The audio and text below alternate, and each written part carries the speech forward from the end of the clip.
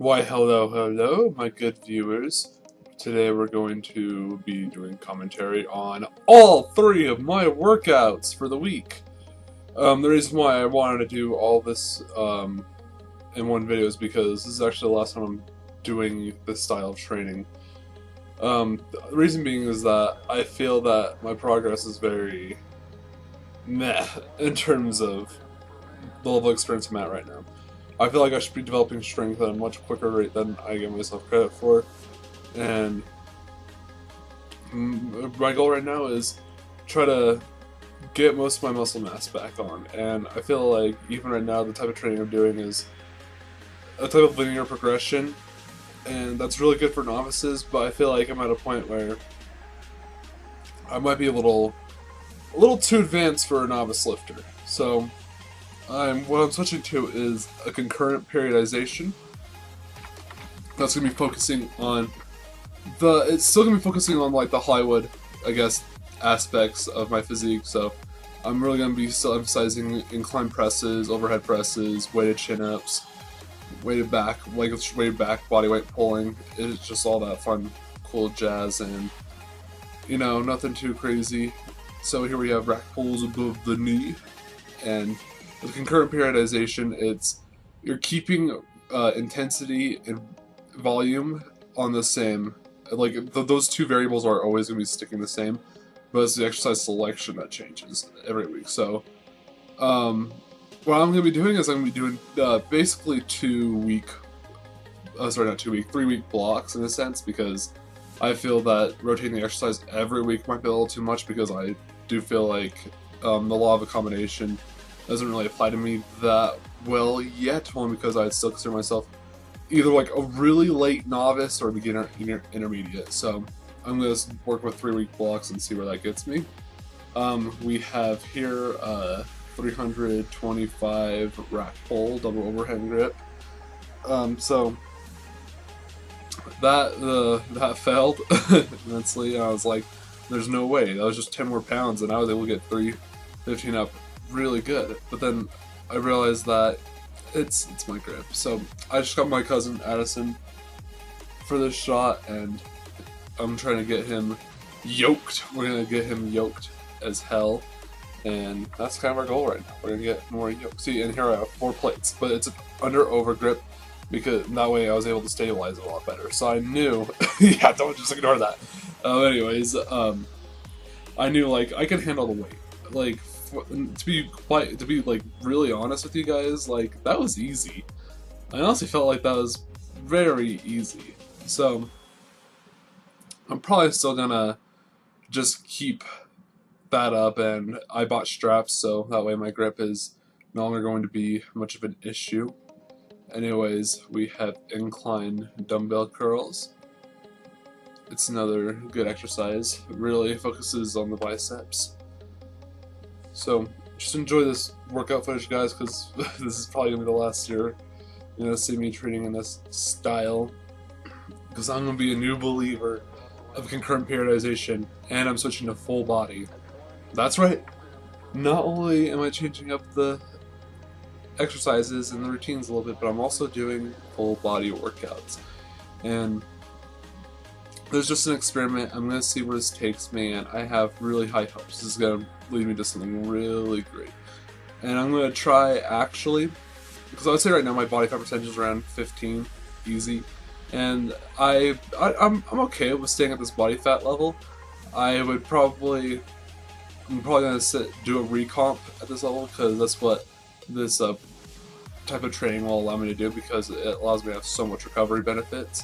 Because I'm only going to be doing two times per week full body, a volume day and an intensity day, followed up with like a few mini workouts, maybe just to build work capacity and develop connective tissue, so that way my recovery is better as well. Because honestly, a lot of times people are limited by the fact that they can't ever handle the work that they assign themselves to. So that's why I'm doing this, and 2 times a week frequency. I'm probably gonna be in the gym for like 2 hours, so it's still gonna be like quite a decent amount of footage, but it's gonna be a lot more unique footage. That's what I'm trying to like really advocate here. where we have some rest pause cable rows. One of my favorite exercises, and I don't know the next time I'm going to be seeing this exercise because I'm going to start doing other stuff, but anyways, let's just see where stuff takes me. And I'm just talking to Addison here, like, oh my god, like, guys, like, when we train together, it's insane, only because, like, all we do is reference SpongeBob, Star Wars, and just being nerds and just talking about our work. But anyways, the weight was being pulled on here was 200 pounds. I did more of a kind of, I don't know, I guess cheating style where I kind of like pull back with my back, but you know, I knew like, oh, I could probably pull more weight if I do something along the lines of that. So there we go. Anyways, here was the last exercise of the back and biceps day. It was my rear delt flies. I really honestly believe everyone should be doing some rear delt work because it's just underdeveloped for a lot of people, and it's just not necessary. You guys need to work on those rear delts because it helps with stabilization, it helps with posture, and that also just helps with living a better life. Alright? Because you don't want to look like the hunchback of Notre Dame. Alright? We don't want that. That's not aesthetic. You having your thumbs rolled forward, your shoulders rounded forward, that's not aesthetic. And I see too many people with that issue, and it's kind of sad to be completely honest. But anyways, here is my incline bench press with a warm up. And 135, sorry, not 135, 315, sorry, not 315, 115, went by really quickly and smoothly. Here's 155, this felt pretty light as well, and you know, then let's get to the first working set. This is 170. What I didn't show, guys, was my failed attempt at 185. I got about 2 reps of that, but something embarrassing happened with that set, and I kind of just don't want you to see that, so anyways, here's my second working set. I was just like, okay, hit the record button. He's like, I am recording. I'm like, oh, shit, alright, I guess I have no time to rest. So I hopped right into my second working set, 155, and I think I get about 7 here, and it was relatively easy. I'm pretty sure 170 would have got up for about 6 or probably around 6 if I just didn't be stupid with the 185. I mean, that was like a 20-pound increase, but you know, hey, give me some credit here, guys. Like, you win some, you lose some, alright? So anyways, here's my last set. I believe this is 137.5 because I have the microplates on, and I get about 10 reps with this. And what I'm going to start doing now is I'm really going to focus on bringing this exercise up immensely, because honestly, I think my overhead press is probably around intermediate level without a doubt, but it's just this benching movement just really sucks. But anyways, here is my second exercise for chest and traz, and that is the incline machine press. I have, sorry, math, come on, don't fail me, 115 pounds on each side, so 230 pounds total being pushed. So there's that. What I really love about this is that it just kind of gets you prepared for heavier like weight.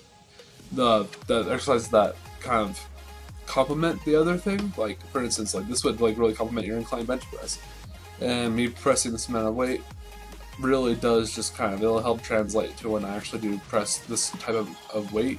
It'll just kind of help me out with that. I mean, of course, you lose out the stabilization benefits because it's on a machine, but you kind of just learn how to, like, oh yeah, this is some weight being moved, so I know I can handle it.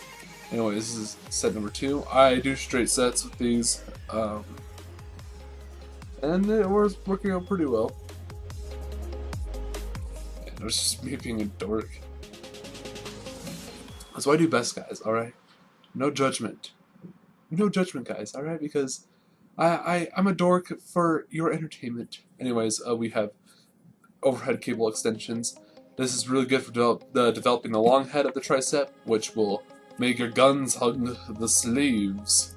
And I have Addison making the camera freak out, but anyways, certainly red here. I only record one side of this because I'm like, but you probably don't see me do this 3 times. Anyways, here's my rest pause set of cable flies, and I was just really getting tired at this point. But you know, I was doing a little bit of a cut here. I realized, like, dude, what am I cutting for? I don't feel like I'm anywhere near the muscular development I need to be. Like, I feel like I'm slightly aesthetic, but like, I'm nowhere near the level like I really want to be. And I'd say if I could add like a good 10 more solid pounds of muscle to my frame, then I'd be much better. I'd be very okay with the Hollywood physique. So that's why I plan on doing that. And then there's me pulling off the Z's pose. We're all gonna make it, bros. We're all gonna make it. Well, I saw Z's may have not been like the, you know, most optimal lifestyle, but hey, you know, he inspired millions. Sorry, not millions. Actually, I have no idea how much he inspired. I'm gonna assume thousands at the very least. But, you know, anything that gets people up and about being healthy, I mean, come on. People be like, oh, but being 8% body fat's not healthy. And it's like, yeah, well, being obese isn't healthy either. So, I mean, and at least one makes you look good, right? But, you know, that's what fitness is, guys. Like, aim for this. If you want the Hollywood physique, I say the Hollywood physique is very much attainable, like at 12% body fat. Because I don't know if people really truly know what 12% body fat even looks like. A lot of people think their 12% is like single digit. It's really, it's not, guys. Some people think that 12% is their 10%. Some people think their 15% is 12%. I think people really underestimate what their true body fat percentage is. Just because you can see abs underneath the mirror doesn't mean you're lean. Trust me. Or like lean by like a lot of other people's standards. So anyways, here is the shoulder and leg workout. We have overhead press as the first exercise. As you can tell, I am rocking it. And this is by far my favorite exercise. If there's one thing I am going to fix is that I feel like my grip is getting a little too wide. I feel like I subconsciously kept making my grip wider than it actually should be, as you can tell. The wider your grip is, the more your elbows will probably tend to flare out. And so it becomes harder to stabilize. Because as you can notice, when you come down, the more the wider your grip and the more flared your elbows out, it kind of you have the tendency to pull your forearms kind of downwards, and it kind of backs into it. So it kind of gives you a disadvantage in terms of pressing up into the air, because your forearms are directly underneath the bar, and that's where you're most powerful when pushing up the weight. So I'm gonna probably get the grip a little bit closer, and we're gonna work with that. So huzzah! And then here is this is about, I believe this is 117.5. This is my last working set, and today this is I guess technically a PR. I feel like I pressed more weight than this before, but I felt like, oh, I need a PR on something for this press, and so this is what I decided to use it on. But no longer am I going to be doing little small things like that, because in current periodization, I'm only going to be looking at my overall best performance of doing something. I'm not going to really care for smaller subsets. I'd rather just see my overall 1 rep max of something be greater than it actually is. Anyways, here is a new exercise that you guys have never seen me do before, and that is the Cuban press. This is a really great exercise for building healthy shoulders because of the external rotation at the, because I kind of do them wrong, because I guess you're supposed to do a row with them, but I kind of did a lateral raise, then did external rotation, then pushed up. But anyways, I'm probably going to incorporate this as a shoulder accessory in my full body training, so I'm definitely keeping this moving. Like, it feels so good on my shoulders, guys. Like, I seriously was like really surprised. Like, there was no pain whatsoever. Normally, like, if it was any other exercise, like if I did pull-ups and my body was in that kind of position, then I'd be like, no, I'm done so, and then life hates me. But anyways, you know, we just gotta enjoy this shit and make the best of it. And this is some really good lighting, guys. I mean, I look good. Got some feather action going on my shoulders, but there's one thing I wish I had. I had more rear delt. Oh my god, look, that's nothing. It's nothing, guys. Come on, we can do this. I need to stop BSing around with the cuts. Alright, no more cuts.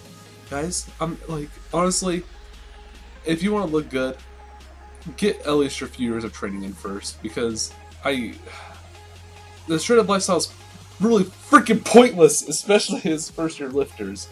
I mean, if you think it's gonna get you girls, trust me, you want to get you girls, your mindset. Alright? It's your mindset, your confidence, and all in all, if you have a relatively lean body, like if you have like a 15% body fat body, sorry, contradiction right there. But if you have a good level of muscle mass developed and a relatively lean body, dude, like girls couldn't care less what your physique really truly is. Abs can only get you so far, but when people start talking to you, that's a completely different story. But enough about women. I mean, look at me here. I'm doing lateral raises on a machine. What do I know? Ha. Anyways, this is just rest pause, and you know, we got some good stuff going on here. And then I decided, okay, now it's time to do some weighted pistols. And I grabbed some 30s here. This is a new PR, 30-pound pistol squats, and huzzah! There we go. And that was 2 reps. I had to shoot for 3. And trust me, guys, like that 5-pound jump from 25 to 30s, it's kind of insane. I was like, holy shit. And I could barely stand up. I was like, alright, I'm going to sit these down, and then I'm going to see if I can do my left leg here in just a second. And little do I know, I completely failed immensely. I don't know what was wrong. I think it just might be residual fatigue just from already just performing an exercise. This is what I mean by general physical preparedness work, guys. Like, GPP is very important because you could just tell this is all because of my piss poor work capacity. This probably wouldn't have been an issue if I just stuck with, if I just did more GPP work. So I'm probably gonna start implementing things like sled prowlers and farmer walks and all that fun jazz. You know, anything for the traps, you know what I'm saying? Oh, you can't see that, right? Anyways, that is the box squat. And I'm trying to get about a few reps in because it's just warm up. And you know, nothing too crazy, guys. Like, this is some little boy weight right here. And then I was like, well, I'm changing the angle because I do not want people seeing that. I will feel violated on the inside a little bit. But I can't let my viewers not see me do box squats. Notice a little thing. The reason why I'm not going nearly as heavy is because I really had to check my form on this one. Because last time I did these, I was sitting on something higher, and so the range of motion is not where it should have been. You basically want your knees and hips to be aligned in the same line. It's not your quads that are parallel to the ground, because they're going to be slightly acute from the ground. So keep that in mind. So I only do about plate for reps just because I really want to get form down, and my stance is a lot wider. It's like more like a sumo stance, and it's all good because it's not gonna really affect like your strength levels at a certain degree, but it's just so it makes the box squat, you know, more effective because it also helps with the hip adductors, and you know, that's a very underdeveloped for a lot of people. So this is the last exercise of I don't know, since Monday. Well, the Monday I did it on, because today's Tuesday. At the time I'm narrating all this footage, so we're going to enjoy that, and the next time you see workout footage from me, it is going to be a completely brand new system featuring concurrent periodization and full body training, and this is how it should be done as natural lifters. No more BS, let's take shit seriously. So I can get nutrition down, and now it's all time to get the most popular training and recovery down. And huzzah.